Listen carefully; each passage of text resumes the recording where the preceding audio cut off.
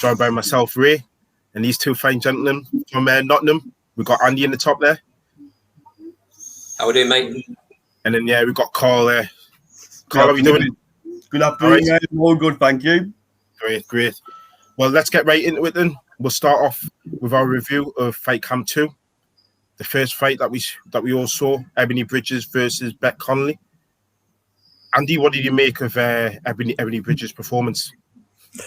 You know what, Ray? I was expecting this to be a bit of a war. I thought it might be one of the fights of the night.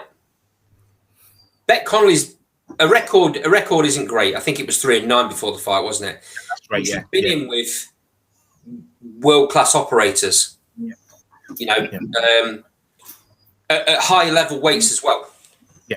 This is the first time as well that she'd had a full camp. And back down at a weight that probably suits her better. So I was kind of expecting this to go the distance, if not a late stoppage from Bridges. I thought Bridges would probably win, but I thought Beck Connolly might be a bit more durable. But quite clearly, Bridges had done her own work because the overhand right was landing clean every time Beck Connolly walked forward. So you got to give her credit for that. Where she goes from here, I don't really know. Shannon Courtney doesn't want the rematch. She's come out, clearly said it. I think she might be forced into it, if I'm honest.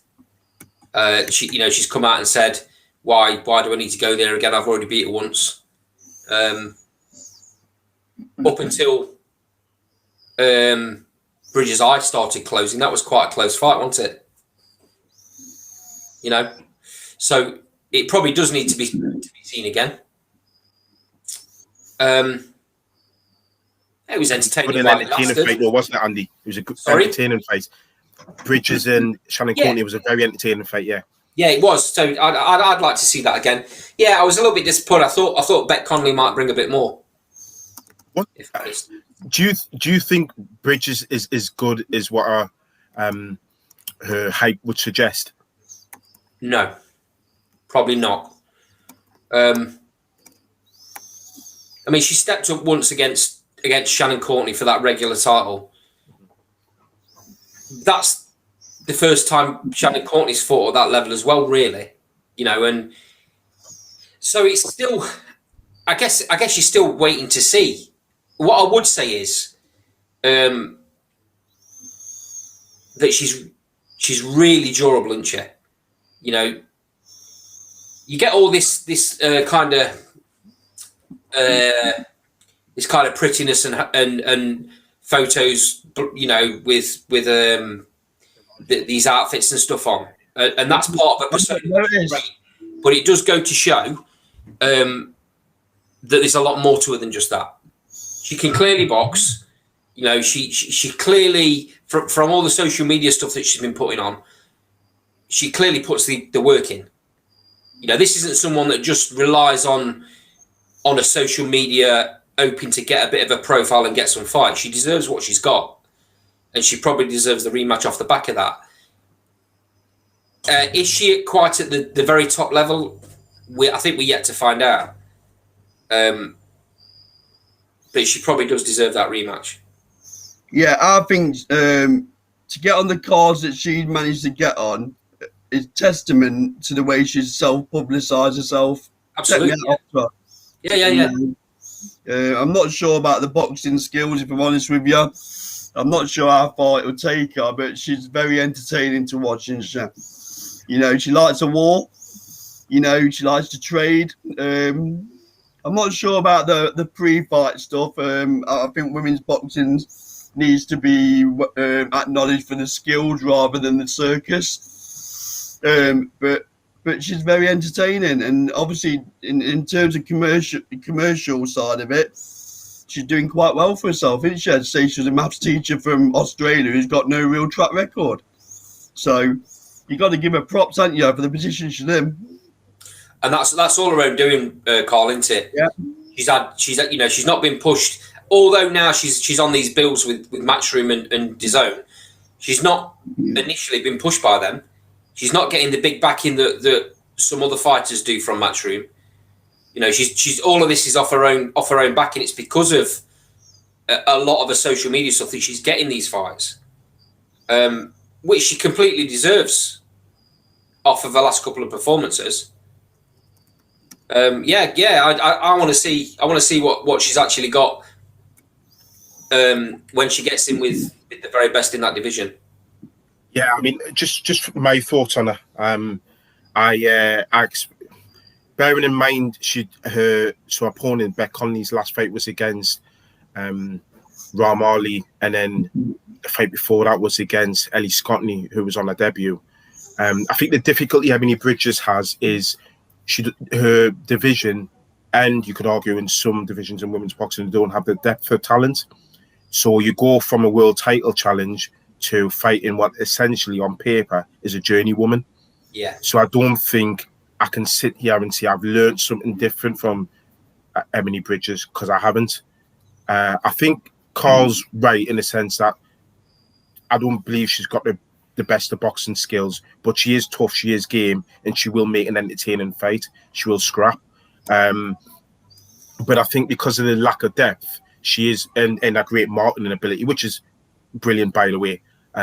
She's essentially talked her way into the positions that she's got, which you guys have said.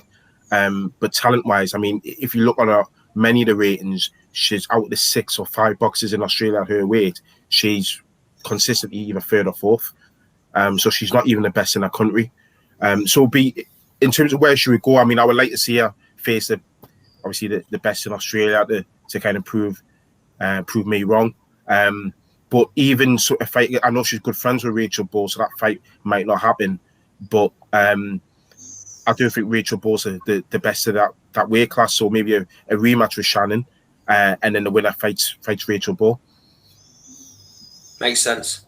She's very shrewd. She's a very shrewd operator. That's what I like. She's very business-like, isn't she? Yeah, and we're a master teacher. There's no surprise in that. You can't take anything away from what she's done. She's had to graft to get her name out there, and now she's reaping the rewards from it. Yeah. So good luck to her as far as I'm concerned. Good morning. Good evening, Mike. Or by the way. Nice to see him in the comment section. Mike, if you've got time, jump on. We'll love to have your thoughts. So next fight, boys, Danny Whittaker. Andy. You just, sorry, Ray, you froze them, mate. Johnny Fisher against Danny Whittaker. Next fight. He's a big lump, isn't he, Johnny Fisher? You're being polite there. He's very raw at the minute, mate. Could he turn into a decent prospect? Yeah, of course he could, absolutely. But at the minute, he's very raw. It's difficult. We've said this before. It's difficult when you see new fighters to kind of judge where they're at until they got a few more fights under the belt, and until you've kind of seen a bit more of them. There was a couple of shots in there that were a bit naughty, weren't there? He landed a few shots when the lad was on the ground a bit, but he's ego, isn't he? He apologised. It was nice to see. Yeah. That's just a bit of naivety. I think he was very excited at the fact that he put him down, and probably forgot where he was and what he was doing. Did a great job. He's with a really good coach as well. If he's going to learn anything, he's going to learn anything exactly where he is. He's in the right place. I think he just needs to keep doing what he's doing. Yeah. When he gets to 10, 15 fights, we can make a proper holistic assessment of him. I think he's doing exactly what's expected from him. Bearing in mind, he hasn't had the depth of amateur experience as other heavyweights have had. But there's some interesting fights for him, maybe 18 months down the line. But for now, he just needs to do what he's doing, learn his craft, and spend as much time in the gym as possible, sparring top quality opponents, and just keep learning. I mean, what I would say is, he's got a big following already, hasn't he? Oh, massive following, yeah. So the Romford Paul, so they're marketing the life out of him. So I think, I know I draw parallels before with him and Ritson, where I think Eddie, and my only concern would be, that Eddie Hearn sees a pound note and rushes him through the divisions to get a big name over to fill a maybe a stadium or an arena. So I hope he does get the time to learn. That's the only point I'd make. Yeah. I think I see at least with Ritten, he had something a little bit behind him. He was British champion, and he won that in emphatic fashion.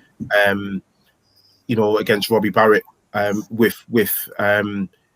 With Johnny Fisher, I knew with him being from Romford, and that's Eddie Hearn's backyard, so he knows that part of the world well. So somebody coming from that area, you're right, Carl. He's probably looking for a big name because that's a big following. The last sort of boxer from down there was O'Hara Davies, but unfortunately, we know what happened to him. So yeah, you could be right, but he needs a lot of time, Johnny Fisher. And with heavyweights, you're a bit too eager to rush them, aren't you? Because of the power, and you think no one can take his power, but there will be. He needs to fight more durable opponents to get that experience. So Daniel Dubois, perfect example of that, isn't it? Exactly. So next fight, Alain Babich versus Mark Bennett. Carl, you caught this fight. Yeah. Did we learn anything new about Babich? No. Does he belong at heavyweight? No. Well, we learned he can propose. Yeah, you beat me to it this time. Yeah. So he needs to drop to cruiser for me. There's a few red flags here. He was hitting this guy clean one time and still couldn't get him out of there. Yeah. That's a big concern to me. It's very easy to hit anyway. So as he goes up through the levels, he's not going to get it all his own way.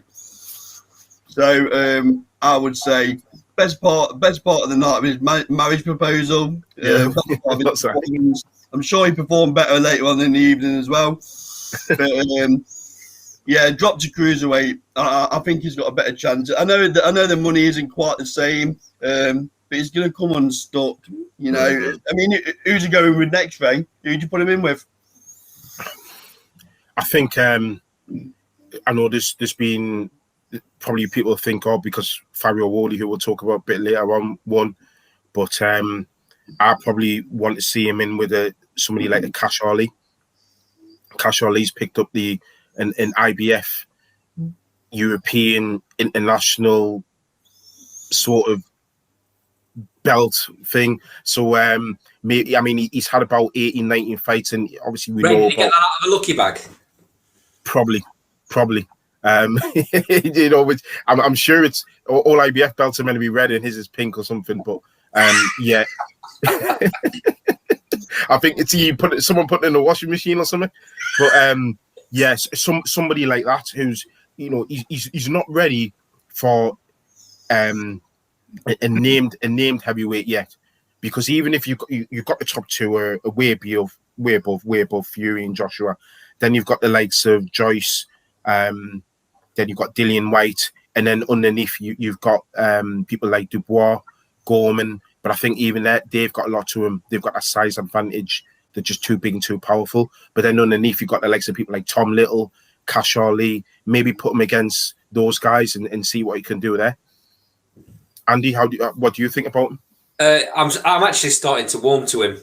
I thought he was a bit of a thug and a bit of a joke at first, but I'm actually starting to warm to the guy. He's got quite a good character.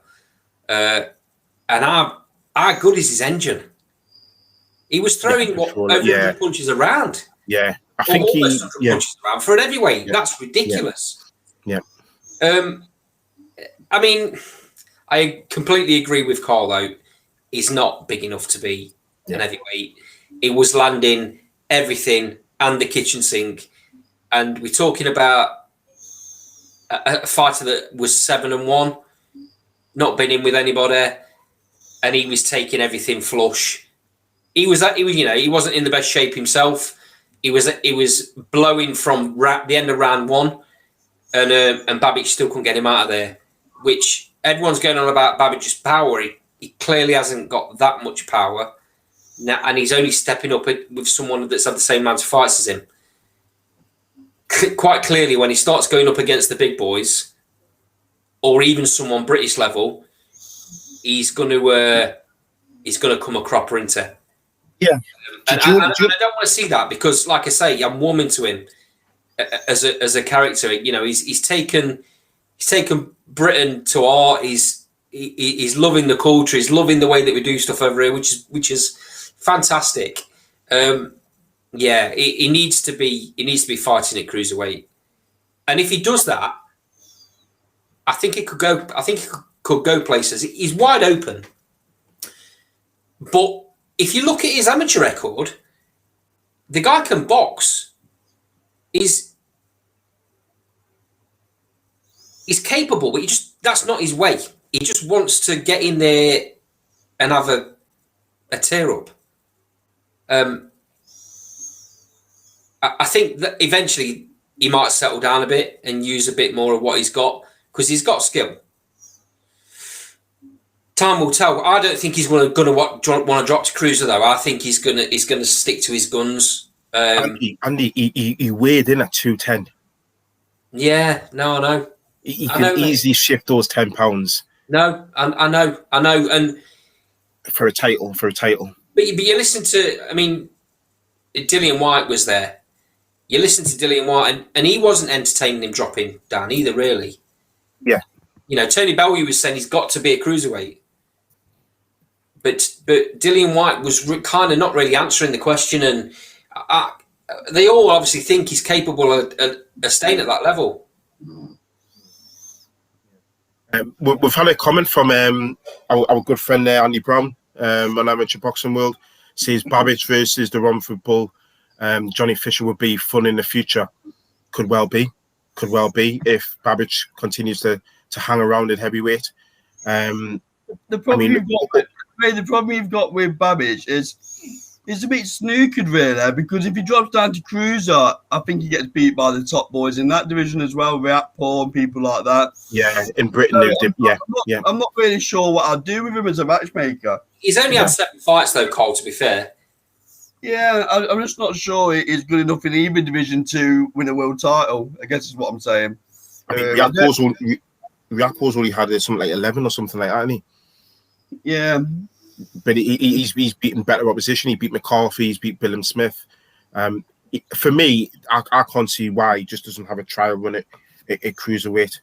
I'd like to see someone pushing back, Ray. I'd like to see someone actually pushing back, and let's see how good he is when he's got pressure on him. Because at the minute he's having gimme fights where he just walks through him. Pretty much, and that's why I do think. See, with Cash Ali, for an example, if he's got any ambition, he should be putting somebody like Babich away. So if he could do a job on, because Cash Ali, regardless of his ability, he's a natural heavyweight. So if he can do a job on Cash Ali, then that gives him an argument to say, I want to stay at heavyweight. It might take him to have a loss at heavyweight to win. Yeah, exactly before he drops. Yeah. Fair enough. So the next fight then, Fabio Wardley against Nick Webb. Carl. Strange fight, wasn't it? So you had Nick Webb, who looked very good for a couple of minutes. You know, I thought it was gonna give Wardley a good test, but then it was like a switch got flicked. He just went into his shell and clearly didn't want it anymore. Wardley frustrates me.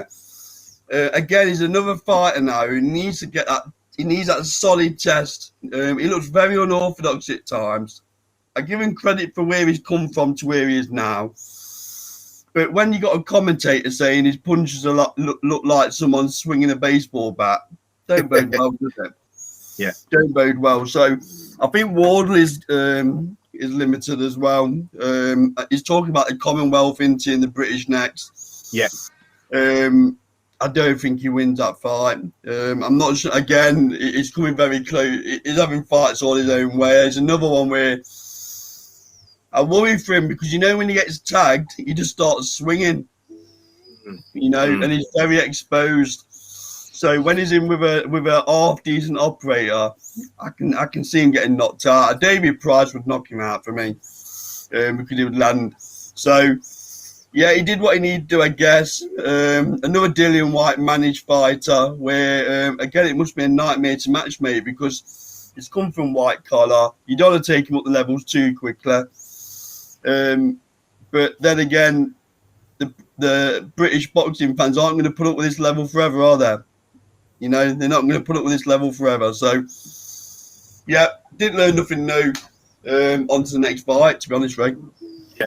Andy, Mike Orr says he goes into fight or flight syndrome. Do you think that's fair? Yeah, a little bit. I kind of agree. I see where Mike's coming from. Carl just touched on it. He's one of these guys, a little bit like Anthony Yard. Looks brilliant in the gym. Looks fantastic on the pads. But Nick Webb is nothing more than a journeyman British. Would you even call him British level? Probably not. And he was tagging him clean in the first round. I don't know what happened with Nick Webb after that. Did he think, well, I've landed everything clean and I'm not doing anything with him? Did he think, I'm not going to win this fight then? And then he just went into his shell when he got a little bit of pressure put on him. Very weird the way that fight ended. But I see where Mike's coming in that he was getting tagged, but he was still staying fairly calm until he got tagged with something that bothered him. And as soon as he did, something that buzzed him a little bit, then he started swinging. Now, you can get away with that at this level. But as soon as you start stepping up a little bit and people negate them big bombs, he will get knocked spark out, unfortunately. I think he also believes in his own hype a little bit. And that's a bit dangerous with heavyweight fighters, isn't it? You know. I think that the Molina win flattered him. I really do. Molina was awful though, wasn't it? Come on. Someone else who came to survive. Yeah. Yeah, and I don't think this bodes well for Fabio moving forward. No, because he's going to end up. I mean, Nick Webb was completely bossing that 2.5 minutes or whatever it was before the stop. Completely bossing it. Wally was wild, really wild with his left hand. The finish came. I thought the stoppage was fair. I know a lot of people have said that the stoppage perhaps was a bit premature. I thought the stoppage was fair because he looked as though he was cowering in the corner. And when a fight is cowering or they've turned their back, they don't want to be there. They don't want to be there. For whatever reason, something switched in his head. He just didn't want it. Very weird the way that fight panned out. It reminded me of a couple of fights that we've seen Ollie Harrison in, where he's just capitulated in there within seconds. And again, it flatters Fabio Wardley. I really, in terms of where he goes next, somebody like a Nathan Gorman would be ideal for him. Somebody that comes to give it a go. Somebody's going to ask him a lot of questions consistently, and that's not just going to cower or be backed into a corner the first time to get landed cleanly off Fabio Wardley. Alex Black's, he's saying, Alex says that Wardley needs a fight against more of a swarmer. Webb comes forward, but he has a weak chin and not much of an inside game. More of a weak chin slugger, honestly. I just think somebody who can just push him back, to be honest, Alex. Maybe somebody who can box behind a jab, follow it up with a right hand or target, touch him at his body. Not necessarily the volume punches or, I mean, Nathan Gorman, for example, he's not a heavy-handed, so he does punches. A motivated Gorman beats him. A motivated one. Yeah. Somebody who, if he's in shape, if he's bang on the weight, of course he will. To be honest with you, lads, anybody that actually thinks they can win, and not after getting hit once, decides they don't want it no more. So, there's a lot of fighters out there that would be dying to take him on, to be honest. That lots of journeymen are going to give him lots of trouble because he hasn't had any so far. This is the problem. He's not been in a fight yet where he's really been put under pressure. He's had a couple of fights where someone's landed the odd shot and then he started firing back and they didn't want to know. So he needs to be in with someone that's like going to land a shot. He's going to fire back and then they're just going to walk through it. Yeah. And throw some more back at him. And then you'll kind of see where his skill level's at. Is he actually as good as he thinks he is? Well, you'll find out when someone starts putting it on him a little bit.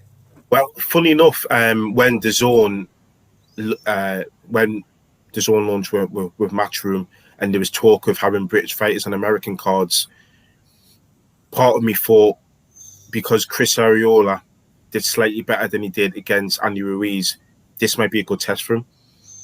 Because it looked as though Chris Arreola, albeit he's not going to get anywhere, but he would give Fabio Wally a very, very difficult fight. That's a good very shout. difficult fight. So yeah, exactly. He is. Didn't Andy Lee make a bit of a throwaway comment that the Wardley camp have been contacting him about Joe Parker? I didn't hear that. That's an insult. No, I didn't hear that one, Carl, but that's an insult if it's true. I think Andy Lee almost dismissed it as quickly on camera as he did off camera, to be honest, because far too early for that. Far too early. Well, he's making noise about wanting the British and Commonwealth titles, but quite clearly he doesn't want that to be against Joe Joyce. Yeah, no, yeah, Joe Joyce will vacate before he goes near it. Yeah.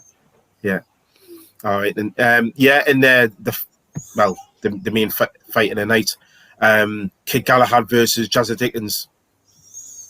Andy, you I know you said that Jazza Dickens had improved and he could cause Kid Galahad problems. Were you just surprised that was Jazza Dickens just perhaps not as good as what we thought, or was Kid Galahad just turned on the screw?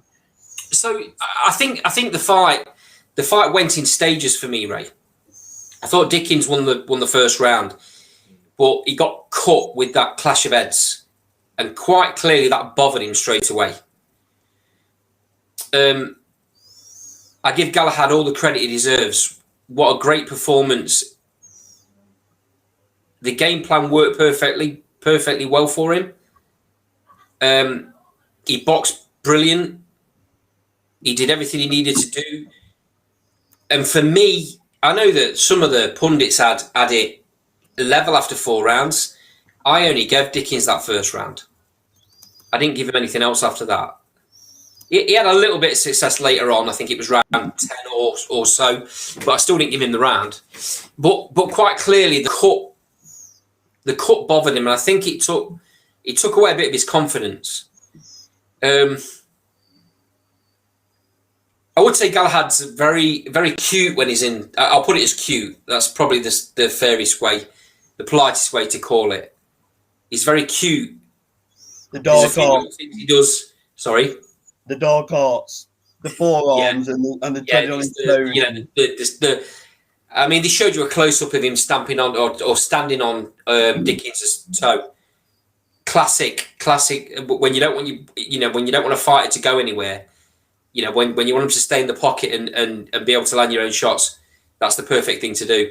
You know, he does the forearm thing where he leaves his forearm in a position that he can maneuver his opponent into where he wants him to be to start landing shots. He's very good at that sort of stuff, and eventually got that point took off him for the head. But you can't take anything away from what he did inside the ring. My frustration comes outside the ring. I thought the point was for treading on the toes continuously. No. The point was for the head. No. It was for the head, yeah.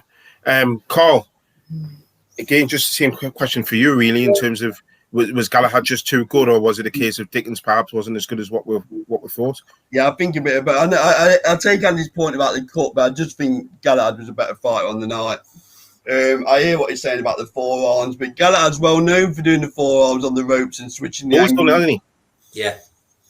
So he's well known for that, you know. I just think props to Galahad. He broke him up towards the end, didn't he? It was a bloody mess, wasn't he, towards the end? Yeah. No doubt the cut had a part to play, but I still don't believe that Jazza would have been good enough to beat him no matter what on the night. I think Galahad was just levels above that last night. He was to be fair, after about 6 or 7 rounds, Dickens was a standing target. He couldn't see properly. I gave him round 7, Andy. Hey? I gave him Dickens round 7. Did you? Yeah, I only gave Dickens 2 rounds in the whole fight. Round 1 and then round 7. I just gave him that first one. I think Jazz is very one-dimensional. That's the only problem he's got. You know, I don't see a plan B in there. I think he's got his way of fighting, which is the come-forward style. And if that doesn't Very work, impressive. if that doesn't work for him, then he's in a little bit of a bother. Yeah, So, He can easily be picked off. You've got to give Galahad all the props for. He negated him. He negated everything that Jazza does really well. Yeah. You know, you've got to give him all the credit in the world for that.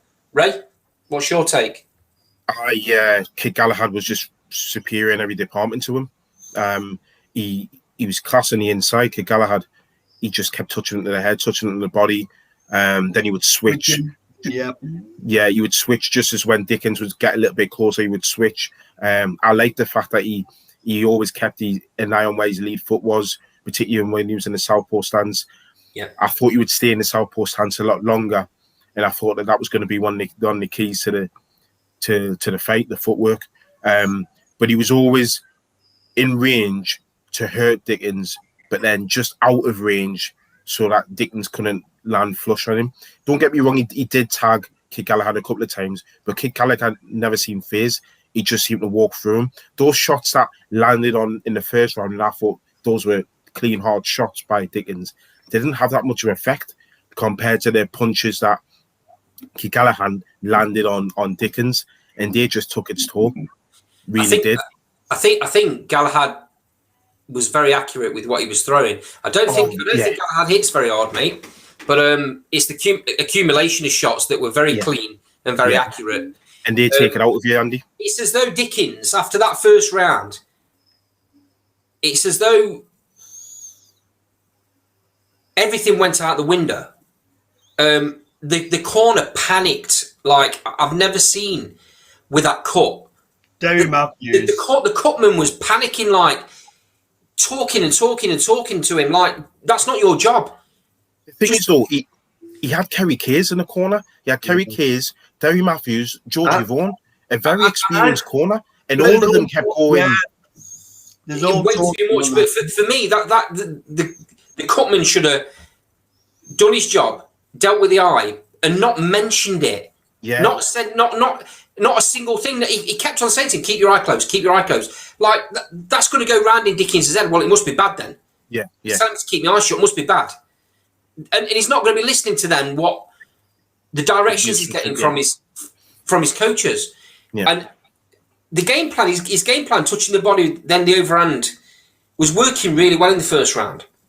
And it's as though that completely went out the window after that first round. And then all for the whole fight, we were saying it. I mean, for the whole fight, there was just too many voices. Yeah, we were seeing on now. I was getting confused listening to the corner. Never mind being sat in there trying to take the direction. Yeah. Poor night for that corner for me. They definitely didn't help him. It's a shame because I think there's something in there with Dickens. He can come again. It's a decent division. He can come again. Yeah. But for Kid Galahad, it opens up doors. And interesting enough, there's a fighter that's a very good friend of our show. Kid Galahad had some things to say, not so much pleasant things to say. Andy, I know you weren't very happy with what you had to say about Lee Wood. Mate, I don't get the mentality of Galahad. He spent his whole life since the age of what was it, 7? He joined the gym or something. His whole life has been targeted at this one night, winning a world title. And the first thing he does when he comes out of the ring and gets the mic put in front of his mouth, he starts slagging Lee Wood's belt off because it's a regular title.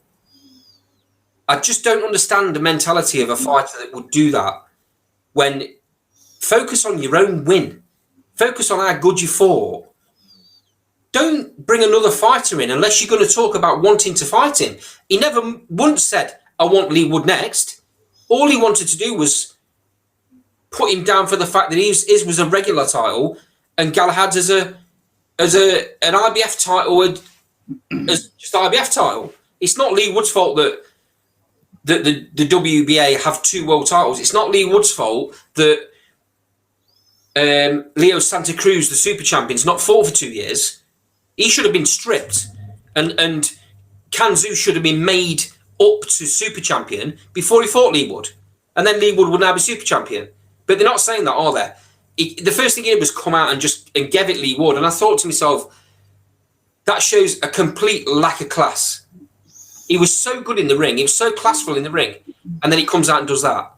Yeah. Imran says it's the Ingle way, unfortunately. What does Imran clarify that, mate? Because I've not seen any other Ingle fighters come out on a press conference and belittle another world champion. Johnny Nelson never did it. I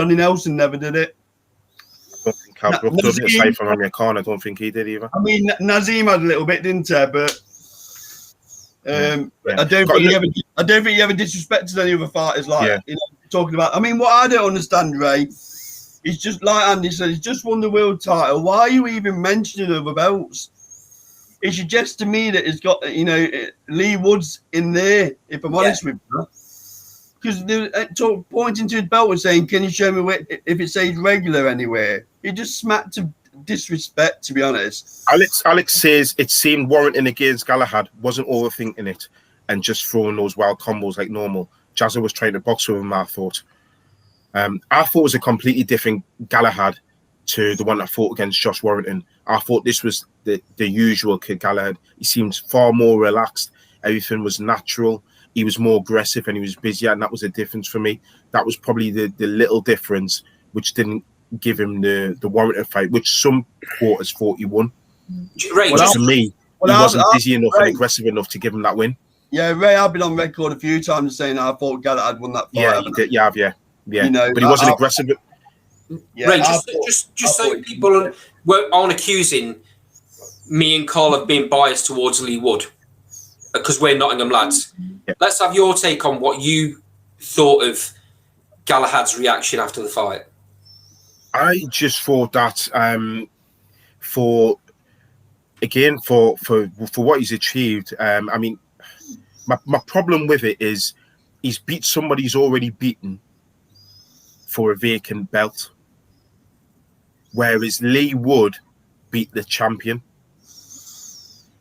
He not only beat the champion, he beat the number 3 ringside pound for pound fighter currently. Ring magazine, yeah. But number 3. You can see where I'm going. He beat somebody to take the belt from him. In fact, he stopped him. Yeah. But Kid Galahad fought somebody he's already beaten for a vacant belt. So he doesn't really. He's got no. There's a saying there: you don't throw stones if you live in a glass house, and he's throwing rocks when he lives in a greenhouse. He's got no right to make that comment. I can see why people do it. I think he's trying to wind Lee Wood up and try and get that fight on, but he needs to be careful because he was expected to beat Jazza Dickens. I'd always said, and I'd tell him the show, he did a job on him. Just on that though, mate. Yeah. If he actually wants the Lee Wood fight, then why not come out straight after and go, I'll have the Lee Wood fight next? He never once, even though he's slagging Lee Wood off and slagging the belt off, he never once said he wanted to fight Lee Wood next. He said, in fact, he turned around and said, I'll fight Lee Wood if he's made up to super champion. In other words, he don't want to fight him because he knows he's not going to get made up to super champion. Yeah, exactly. Because Santa Cruz is about to defend his belt. But I think deep down he probably wants that fight because he's probably thinking it's a big fight now. And I think him and Lee Wood are at similar stages, their careers at similar age. Well, I think Lee Wood's a couple of years older, but they should only be interested in a big fight. And I think Kid Galahad knows Lee Wood's a very, very difficult fight for him. I think that's an interesting match between the two. I thought it was a very strange post-fight interview because he had the audacity to suggest that he should go and fight Jazza before fighting him. I was like, the audacity of the guy. I just thought, from a commercial aspect, you're doing yourself no favours here. No favours whatsoever. He did say that, didn't he? He says that Jazza Dickens deserves to take on Lee Wood next. Yeah. Imran's come back and said they come across as bitter, and I think he's talking about the Ingle gym as a general. Yeah. What do you think of that, Ray? I'm not too sure because he's probably on about Kell Brook and the Amir Khan. But looking back at the Ingle fighters, I mean, I can't remember Obama Graham coming out as bitter. Yeah, we're talking about a different. Yeah. We're talking about a different head of the camp, then, aren't we? Yeah, but even now, I mean, the fighters. I mean, Liam Williams has been in there. I don't think he's been bitter. You know, he was quite complimentary when he got beat off Andre, and when he got beat off Liam Smith, and he, to be fair, even beforehand, when he was winding up Andre, but Andre was winding him up as much. So I can't be. I'm not too sure with that one. I couldn't sit here and say that the English gym fighters are bitter. So Alex Black's put. I thought it was strange. He didn't even act that way like that in the build up to the Warrington fight. Was more respectful. He was respectful in the build up to this fight until he got his hands on the strap, and then the respect clearly went out the window. For whatever reason, maybe there's something there between him and Wood. Maybe it wasn't left. Maybe it wasn't left when Lee Wood left the gym. Maybe it wasn't left as amicable as we kind of think it is. The thing is, what you're not going to get is Lee Wood being bitter and saying, "Oh, the Ingle gym were crap to me. They were this, they were that." That's not his way. Man. He does his talking in the ring. He's a respectful fighter. Quite clearly, it doesn't work both ways. It's part together loads of Andy, so they'll know each other inside out. This is. I mean, we touched on that when we had Lee Wood in and did them interviews with him just recently. We've touched on the fact that they're going to know each other really well. It would make for a really interesting fight. I just didn't understand it, Ray. I just didn't understand it. He's got so much to be proud of after that performance, and he ruined it all for me with those comments. But it's quite clear that next, because that division is a very talented division, and for me, the top two boys in that division remain Navarrete. He's the top one for me. You've got Leo Santa Cruz, provided he comes back and actually has a fight there. So I would say Lee Wood and Galahad are probably going to look to try and find out who's the best in the country before they look at fighting the best in the world. Yeah, I'm not sure Santa Cruz boils back down, Ray. Well, sure. His last fight was at 130, wasn't it? Really. What's his last fight? Tank. Against Tank. Tank. Yeah, Tank. Yeah, so that's two weights up. Well, it was actually. I'm sure it was actually at 130, but for some reason there was a lightweight belt as well. Yeah. So I don't think it's as far-fetched really as it sounds for him to get back down to 126. So it's doable. It's doable, but he's not making them noises though, Ray, is there? Santa Cruz. But he has. He's been on an interview. He went to go and see a fight recently. He said, "I'm definitely coming back down to 126." So he's actually said it. The thing for me is, Lee Wood's in a no-win situation. He's just beat somebody that no one wanted to fight. Yeah. Yet there's no way the WBA are going to make a fight against their super champion. It won't happen because they're getting two world champions are getting two paydays, aren't they? As an organisation, you know, they're not going to put one against the other. That won't happen. It's going to take for somebody else to beat Santa Cruz, or for them to strip Santa Cruz for Lee Wood to get made up. I don't think Lee Wood's scared of anyone in that division, mate. He's made it very clear on our show he'll fight Navarrete tomorrow. Alex Black says, I'm thinking Navarrete is moving up soon, but Wood's power and movement is possible to beat Santa Cruz. Leo wanting them money fights now. I'll just give my thoughts before I come to your call on that. Navarrete's only had 2 or 3 fights at the weight. So, I mean, if he does move up, I'll be really surprised. But I do agree Lee Wood's powers gives, it's been said before on this show by Carl that he does put that division on notice and people do take notice of him. So, Carl, what do you reckon about him potentially Leo Santa Cruz? Because I think Leo Cruz will definitely fight again at that weight class. It'd be a great fight, wouldn't it? But I'm just wondering where's that fight take place then? States? Yeah, I can't see Santa Cruz coming over to the arena or the shitty ground, as I call it. So yeah, it'd be interesting. But Eddie Hearn's flirting with the Nottingham boxing fans again by talking about this October date. Mm-hmm. You know, he hasn't mentioned Leeward, but he mentioned about bringing a big fight back to a town that's not had a big fight for a while. I know I'm joining up a lot of dots here, but that could well be Nottingham. So it's very interesting because October, it rules Warrington out, doesn't it? Galahad's probably not, you know. So I'm wondering whether he gives Leeward a nice homecoming, let's say, for want of a better phrase, fill the arena off, you know, and then next summer, he could very well be. Pay Leo Santa Cruz enough money, he'll come over, won't he? You know, he'll come over. But if I had a magic wand, if Warrington beats Lara, I'd want him to fight Warrington at the City Ground. That's what I would want. I'm not too sure Santa Cruz comes to the UK at all. He's PBC, isn't he? So he's with Heyman and them lot. Yeah. So I think he'll stay. I think if you want a piece of Santa Cruz, you'll have to go over stateside. Same with Navarrete as well. Who promotes Navarrete? Who's he with, promotion-wise? Not too sure. It'd be nice if it's Golden Boy. Yeah. I'm sure it's Top Rank. Is it Top Rank? Is it? I think so. Yeah, it could be because didn't he fight? Didn't he beat Isaac Dogbo? And I think that was on ESPN. So I think you're right, Andy. He hasn't got a great profile over here, though, has he, Ray?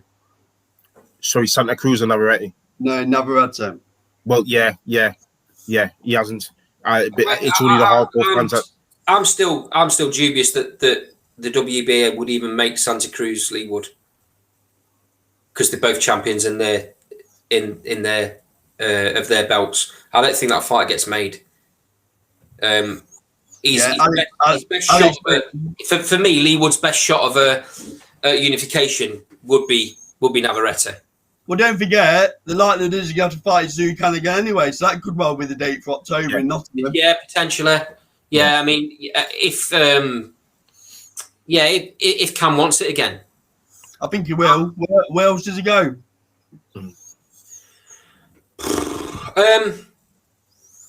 He didn't look like he wanted the end of the fight, did he? Is he really going to want to put himself through that again? I think he will activate that rematch clause, thinking about it. I do. I think he will. I mean, Wilder took a worse beating off Tyson Fury. Yeah. And he was eager to get Fury back in the ring. So yeah, good point. You know. Just a quick one from Alex Black. He says, I saw a few articles after Navarrete fought Stock Diaz about Navarrete and the weight. Top Rank maybe wanting Shakur, that's Shakur Stevenson, versus Navarrete. I saw someone mention Wood versus Gav 2 in Nottingham. Well, where exactly did he say that, Alex? Because that'd be interesting for Carl and Andy. Wood versus Gav 2 in Nottingham. I've seen that rumoured. Have you? I have, yeah, but I doubt it. I think you were looking for a bigger name than that. I think think about it now. I think Zucan. I think that'll be his next fight. I think Zucan will activate that rematch clause, and I think that'll be ideal in Nottingham. So, and then maybe a big fight next summer because that gives the rest of the division time to sort itself out. If that makes sense. Warrington to fight. It's a bit early for October, but I could see Leeward fighting. I know it's just been mentioned. I could see Leeward fighting Jazza Dickens. Leeward's already said he wants revenge. He's now got the perfect carrot ante. The thing is, Andy, champion. Leeward's 33 years of age. I don't think he's going to want to mess about. I think he said himself, Anti-Ray, that he don't want to, but he might have to take either a mandatory or a fight against somebody that's not a champion before he gets another world title shot. That might just be the way it has to happen. I think Black says Michael Conlon, but Michael Conlon's not at 126, is he? He's at he's going at super bantamweight now. And Imran makes a good point about Leo Santa Cruz. He didn't. And that's what I was saying. His fights against Frampton were all in wall in America. So he's not going to come over to the UK. He's not going to come over to the UK. But it's another division that Britain are doing very well in. So I think as fight fans have got an exciting year or so in the featherweight division. It's definitely going to be interesting what comes out in the next month or so. Yeah, there will definitely be some announcements coming out, and obviously depending on what happens with the fight in is it October, Warrington? September, October? September. It'd be definitely the winner of that. The winner of that's going to be right in the mix as well. Yeah. Interestingly, though, Warrington didn't seem keen on the rematch with Galahad, did he? He kind of wasn't a great fight. When it was put to him, he didn't seem interested in the fight. Well, can you blame him? It was a terrible fight to watch. I mean, would you watch that again? No, but it's not about that, is it? It's about getting his title back. But he don't seem too keen to go there. He seems happy to be moving on to looking at other fights for other titles. Yeah, styles make fights, and that was a difficult fight for Warrington. I mean, Warrington's not come out and said it, but didn't the IBF? The reason the fight never happened with Can last time, wasn't it because the IBF wouldn't sanction? Yeah, they didn't recognise it. Yeah, they didn't recognise the regular belt. Yeah. So he might be a little bit bitter at that because he wanted that fight, didn't he? And it never happened, and that's probably why he dropped the strap in the first place. I think Warrington's wanting the biggest fights he can get, isn't it? He's into that stage of his career now. He's wanting to earn the money into. That's my view. Well, just before we wrap up, lads, I just want to have a little special mention because we are talking about Britain and our dominance at the weight. It's only fair that we talk about, just quickly give a mention to the lads and lasses at Team GB. Great achievement, 6 medals from 11 boxers, 2 golds, 2 silvers, 2 bronze. Monumental effort. We finished second in the medals table, just behind Cuba, who won 4 golds out of their 5 boxers. Yeah. So, no disgrace, is it? No disgrace at all. No disgrace at all. So it's very, very exciting for amateur boxing. Very exciting for Team GB, and very exciting potentially in the future when these guys and these girls turn over to the professional ranks. They're going to be welcome additions. Very exciting for Eddie Hearn as well, I'd imagine. Well, potentially, but I'm hearing that some of them actually aren't looking at Eddie Hearn, which I will have to say for another show. I'm hearing that he's not the number one, which is very, very surprising. But yeah, you are right. Eddie Hearn will have an eye on it. Not just him, Bob Arum, Frank Warren, all those main players will do. But it's a terrific achievement, and it does deserve a mention. Ray, how many did you see? How many did you see turning over straight away, or how many do you think will go for another 4 years? I'll tell. In my opinion, I think Fraser Clark will turn over.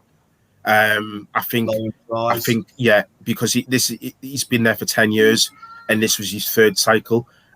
He didn't make the other 2 Olympics, as we know. Siobhan Clark, I think he may give it a go.